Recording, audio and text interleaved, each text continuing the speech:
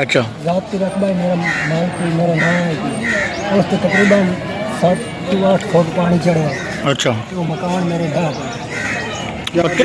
پکے ہاں پکے किन्ने के मकान हैं 4 मकान हम 2 बिरा से ते रकबा किन्ने अपना रकबा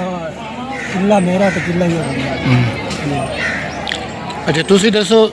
किहड़े किहड़े इलाके ज़्यादा सैलाब आया सैलाब आया जी 26 25 27 10 11 ਇਹ ਪਿਛਲਾ ਏਰੀਆ ਸਾਰਾ ਸੈਲਾਬ ਦਾ ਬੁੜਿਆ ਗਿਆ किन्ने किन्ने फुट पानी है सी ਤਕਰੀਬਨ ਹੁਣ ਜਿਹੜਾ ਹਾਜ਼ਰੀ ਟਾਈਮ ਖਲਾ ਜਿਹੜਾ ਚਲਾ ਗਿਆ ਉਹ ਤਾਂ ਚਲਾ ਗਿਆ ਹਾਜ਼ਰੀ ਟਾਈਮ 3 ਤੋਂ 4 ਫੁੱਟ ਪਾਣੀ ਹੈ ਖੜਾ अच्छा ਹਾਂਜੀ ते माल डंगर तो नहीं रुल गए ਮਾਲ ਡੰਗਰ ਤਾਂ ਬੜੇ ਹੀ ਰੁਲ ਗਏ ਨੇ ਜਿਹੜੇ ਸਾਡੇ ਇਲਾਕੇ ਦੇ ਕਾਫੀ ਘਰਾਂ ਜਿਹੜਾ ਹੀ ਮਾਲ ਜਿਨ੍ਹਾਂ ਦਾ ਹੀ ਫਸਲਾਂ ਦੇ ਵਿੱਚ ਹੈ ਨਾ ਉਹਨਾਂ ਸਾਰਾ ਕੱਢਿਆ ਬੜਾ ਮੁਸ਼ਕਿਲ 4-4 ਫੁੱਟ ਪਾਣੀ ਜਿਹੜੇ ਆ ਗਿਆ ਉਸ ਤੋਂ ਪਿੱਛੇ ਆਵਾਮ ਮਾਲ ਕੱਢਣਾ ਸ਼ੁਰੂ ਕੀਤਾ ਪਹਿਲੂ ਆਵਾਮ ਬੈਠ ਗਈ ਹੈ ਇੰਤਜ਼ਾਰ ਹੈ ਵੀ ਨਹੀਂ ਆਉਂਦਾ ਨਹੀਂ ਆਉਂਦਾ ਉਸ ਤੋਂ ਪਿੱਛੇ ਜਿਹੜੇ ਵੇਖਿਆ ਵੀ ਉਹਨੇ ਖਲੋਂਦਾ ਹੀ ਨਹੀਂ ਉਸ ਤੋਂ ਪਿੱਛੇ ਮੁੜ ਆਵਾਮ ਮਾਲ ਡੰਗਰ ਕਰਨਾ ਸ਼ੁਰੂ ਕੀਤਾ नहीं तो पहले किसी दसिया कि वार्निंग मिली है ਹਾਂ ਵਾਰਨਿੰਗ ਮਿਲੀ 2-3 ਦਫਾ ਐਲਾਨ ਹੋਇਆ ਐਲਾਨ ਆਤਾ ਹੋਇਆ ਸੀ। ਹਾਂਜੀ ਪਿੰਡ ਦੇ ਵਿੱਚ ਐਲਾਨ ਹੀ ਹੋਇਆ ਤੇ ਸਾਡੇ ਜਿਹੜੇ ਵਡੇਰਿਆਂ ਨੂੰ ਨਾ ਕਿ ਸਨ 88 ਦਾ ਜਿਹੜਾ ਆਇਆ ਇਹਨਾਂ ਇੱਥੇ ਸਾਡੇ ਚਾਕ ਤਾਈ ਨਾ ਹੀ ਆਪੜਿਆ ਪਾਣੀ अच्छा ਉਸ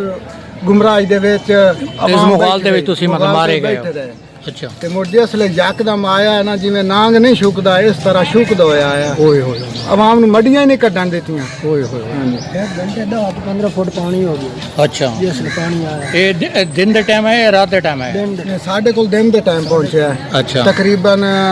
10 ਵਜੇ 9-10 ਦਾ ਟਾਈਮ ਹਾਈ ਜਿਸਲੇ ਸਾਡੇ ਪਿੰਡ ਦੇ ਕੋਲ पानी आ ਪਹੁੰਚਿਆ। गया सी पहुंच गया सी अच्छा अच्छा ਹਾਂਜੀ ਮੋਟਰਵੇ ਨਾਲ ਡਕੀ ਕੇ ਪਾਣੀ ਜਮਾ ਹੁੰਦਾ ਰਿਹਾ ਫਿਰ ਜਿਹੜੇ ਮੋਟਰਵੇ ਦੀ ਪੁਲਾਂ ਤੋਂ ਗੁਜ਼ਰਿਆ ਫਿਰ ਅਗਲੀ ਮੋਟਰਵੇ ਤਾਈਂ ਬੜੀ ਸਪੀਡ ਨਾਲ ਆਇਆ ਅੱਛਾ ਜਿਹੜੇ ਉੱਥੇ ਜਮਾ ਹੋਇਆ ਫਿਰ ਉਸ ਤੋਂ ਬਾਅਦ ਫਿਰ ਅੱਗੇ ਜਿਹੜੇ ਟੱਪਿਆ ਨਾ ਉਸਲੇ ਤਬਾਹੀਆਂ ਕੱਢੀ ਆ अच्छा ਹਾਂਜੀ ਸਾਡੇ ਨਿਕਾਸੂ ਦੇ ਵਿੱਚ ਜਿੱਥੇ ਫਾਰਮਾਂ ਦੀ ਡੱਕਾਂ ਬਣੀਆਂ ਉਹਦੀ ਵਜ੍ਹਾ ਤੋਂ ਸਾਡੇ ਪਿੰਡਾਂ ਦਾ ਨੁਕਸਾਨ ਹੋਇਆ ਸਭ ਤੋਂ ਜ਼ਿਆਦਾ ਜਿਹੜਾ ਪਿੰਡਾਂ ਦਾ ਨੁਕਸਾਨ ਹੋਇਆ ਉਹ ਫਾਰਮਾਂ ਦੀ ਵਜ੍ਹਾ ਤੋਂ ਤੇ ਮੋਟਰਵੇ ਦੀ ਵਜ੍ਹਾ ਤੋਂ ਹੋਇਆ अच्छा पानी नु डक मिले ते ਹਾਂ ਉਹ ਡਾਕ ਮਿਲਿਆ ਪਾਣੀ ਜਮਾ ਹੋਇਆ ਜਮਾ ਹਾਂ। ਹੋਣ ਦੀ ਵਜ੍ਹਾ ਤੋਂ ਜਿਵੇਂ ਪਾਣੀ- ਰਸਤਾ ਬਣਿਆ ਹਾਂ, ਪਾਣੀ ਰਸਤਾ ਬਣਿਆ ਹਾਂ ਹਾਂ, ਉਹਦੀ ਵਜ੍ਹਾ ਤੋਂ ਫਿਰ ਸਪੀਡ ਲਈ ਪਾਣੀ ਤੇ ਉਸ ਦੀ ਵਜ੍ਹਾ ਤੋਂ ਨੁਕਸਾਨ ਹੋਇਆ ठीक मेरा नाम मोहम्मद इरफान है, मैं कमलाना सियाल फैमिली से तल्लुक़ रखता हूँ। ये जो 2025 में दरिया रावी में सैलाब आया है, इसके हवाले से ये